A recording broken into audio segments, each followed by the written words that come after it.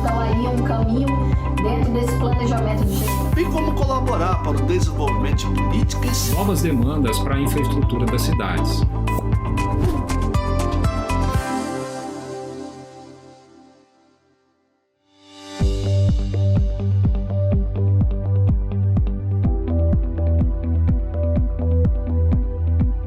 Costuma se estender até tomar todo o prazo que foi dado para realizá-lo, né? Então, se você tem 5 dias para fazer uma coisa, você vai demorar 5 dias. Se você tem 10 dias, você vai demorar 10 dias. Então, a Câmara dos Deputados toma praticamente o tempo inteiro, né, dos 120 dias, e a medida provisória chega ao Congresso, ao Senado Federal, já no fim do prazo.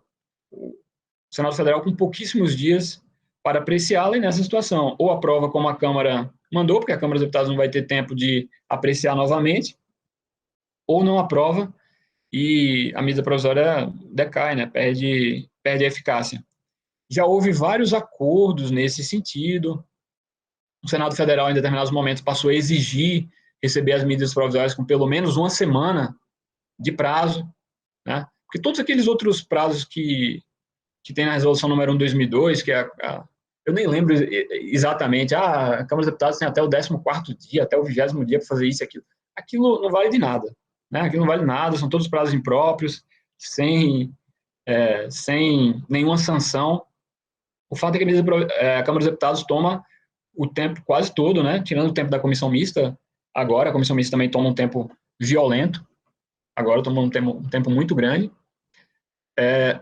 Mas o fato é que no Senado Federal a matéria chega no fim do prazo. Finalmente, recentemente, houve aprovação de uma proposta de emenda constitucional para solucionar isso e diferenciar os prazos. Olha, a Câmara tem o seu prazo, se a Câmara não aprovar no prazo, a medida provisória perde eficácia, e perde eficácia lá na Câmara mesmo. Quando vem para o Senado Federal tem o seu prazo. E depois tem o prazo para a apreciação das modificações. Era uma PEC antiga, de autoria do senador José Sarney, né, que foi presidente do Senado há muito tempo, e ela foi aprovada com a relatoria do senador Anastasia. Mas ela foi aprovada no Senado Federal com algumas modificações de redação que a Câmara entendeu que não eram bem modificações de redação e que atingiam algumas prerrogativas dela. E eu devo dizer que não era totalmente absurda a alegação dela, não. Tinha algumas emendas de redação que não pareciam exatamente emendas de redação. Então, a proposta deveria voltar para a apreciação da Câmara. Não foi feito isso.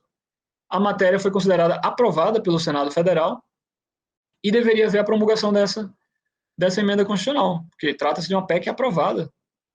Mas o que ocorre? A proposta de emenda constitucional ela tem que ser promulgada pelas duas mesas, a mesa da Câmara e a mesa do Senado. E a mesa da Câmara não aceitou promulgar essa emenda constitucional, né? Trata-se de uma coisa curiosa, vocês podem procurar aí depois, mas trata-se de uma proposta de emenda constitucional aprovada, né, dada como aprovada, pelo menos, e que não foi promulgada, e que provavelmente nunca vai ser promulgada. Provavelmente isso deve ser resolvido, eu acho que isso deve ser resolvido no futuro, mas provavelmente com algum outro acordo, né? Pode ser que o Senado Federal eventualmente ceda e mande para a Câmara dos Deputados as modificações para apreciação, ou que a Câmara dos Deputados considere que as modificações não são realmente tão graves assim e acabem por promulgar a emenda constitucional. Mas eu acho que o mais fácil é que eles acabem resolvendo em outros termos com outra proposta no futuro. Aqui, como eu já falei, né, sobre a possibilidade de devolução da medida provisória, designação e instalação da comissão mista, relatoria e presidência das comissões mistas, há um rodízio entre senadores e deputados.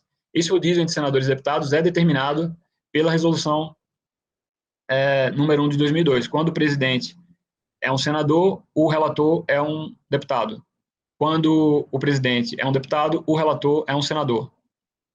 E há um rodízio também, que esse não está previsto, mas deriva das regras gerais de proporcionalidade, não está expressamente previsto, mas deriva das regras gerais de proporcionalidade da Casa e da maneira como funciona o parlamento, que é um rodízio entre os partidos.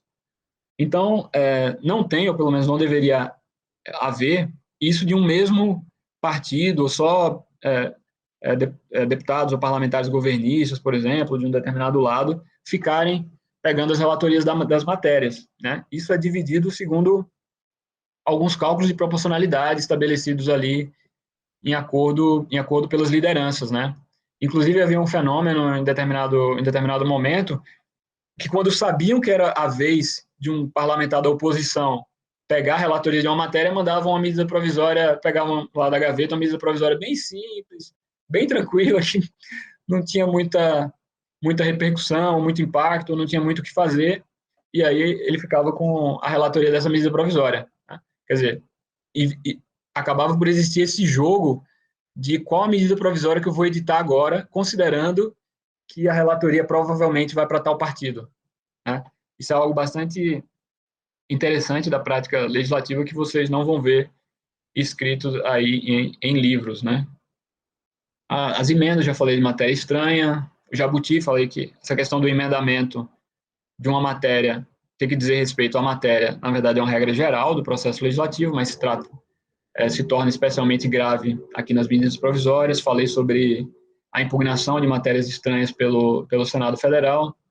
Agora eu vou falar rapidamente aqui sobre o emendamento em plenário dessas proposições.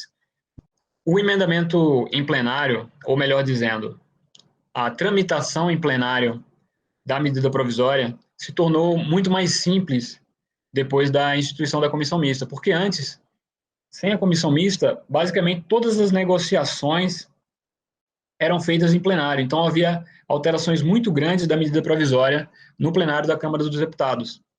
Após a instituição, digamos assim, né, após a comissão mista passar a de fato ser instalada, passar a emitir o seu parecer sobre a medida provisória, a tramitação no plenário da Câmara ficou relativamente mais simples.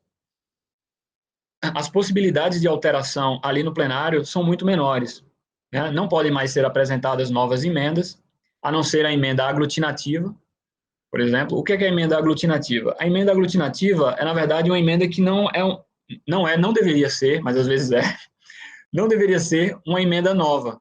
Ela é uma emenda que ela conjuga o sentido de várias outras emendas.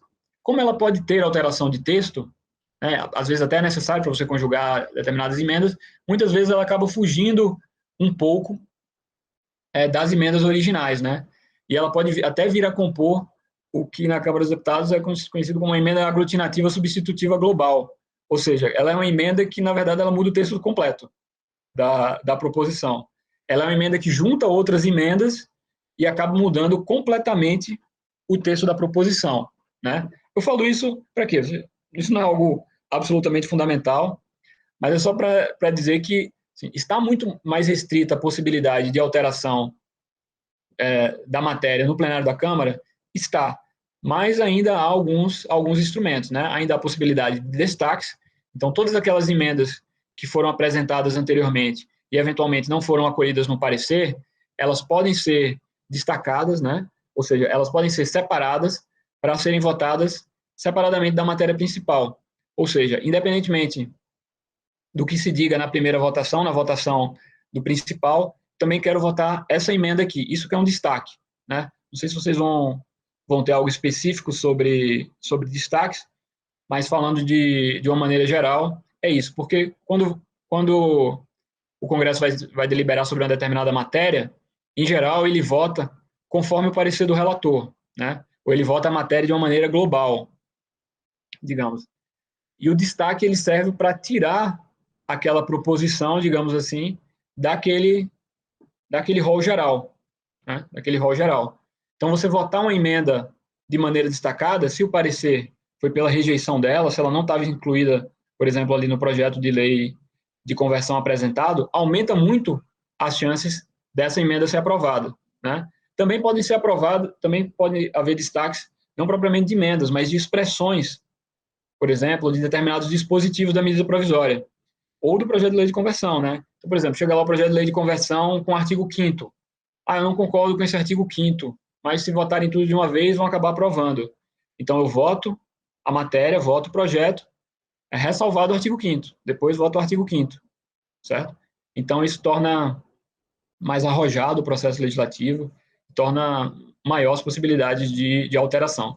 No Senado também há essa possibilidade de destaques, mas as alterações no Senado, como eu já disse, costumam ser muito mais tímidas ou até inexistentes, né? Geralmente, as alterações no Senado são feitas por meio de emendas de redação, que aí, como não altera o sentido da matéria, não haveria necessidade de voltar, né?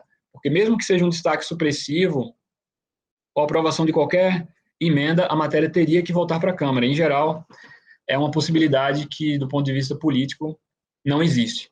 Não existe.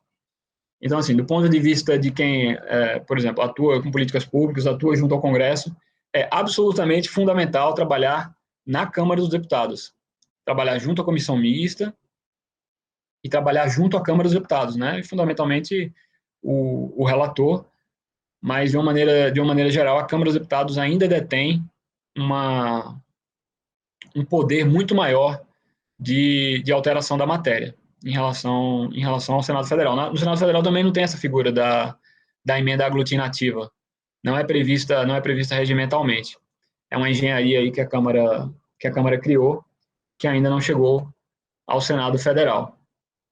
Pessoal, aqui seriam os comentários finais, mas eu acabei, por uma característica muito minha de ser pouco metódico e de fazer muitas digressões, eu acho que eu acabei comentando sobre tudo aqui, já que eu iria comentar o final, né? O poder da Câmara como caso iniciador, o poder do relator, a questão do Senado Federal, né?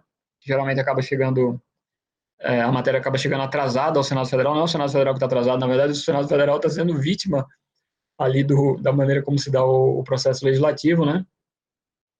Então, isso é muito importante para vocês terem uma ideia, né, do jogo político, né? Não só conhecerem a questão jurídica, mas conhecerem principalmente uma ideia, como se dá o jogo político e a relação de poderes na tramitação da medida provisória. É isso, professor, eu estou à disposição aí para perguntas, para comentários. Eu espero que eu tenha falado o essencial, e até um pouco mais. Professor Luiz, foi excelente, aprendi bastante aqui também. E, ao contrário do que você falou, que não é metódico, não é organizado, eu compreendi perfeitamente e fui sendo levada exatamente pelos seus tempos. Então, foi muito bom. Agradeço imensamente essa oportunidade de tê-lo aqui conosco e espero que, passada a pandemia, eu possa tê-lo também na Universidade de São Paulo, presencialmente, com os nossos alunos, dividindo esse seu conhecimento. Muito obrigada. O prazer é todo meu. Seria realmente fantástico poder visitar a USP, depois, principalmente desse período de pandemia, e poder conhecer os alunos, os colegas professores e todos os outros. A minha formação começou na UFPE, acabou aqui na UNB, ainda não tive a oportunidade de estudar ou ensinar na USP, mas espero que, num futuro breve, possa estar aí com vocês. Espero que vocês tenham gostado do episódio de hoje. Esperamos vocês no próximo episódio. Se você ainda não se inscreveu no canal, faça agora. Assine o sininho e você terá informação toda vez que um novo episódio for colocado. Até mais!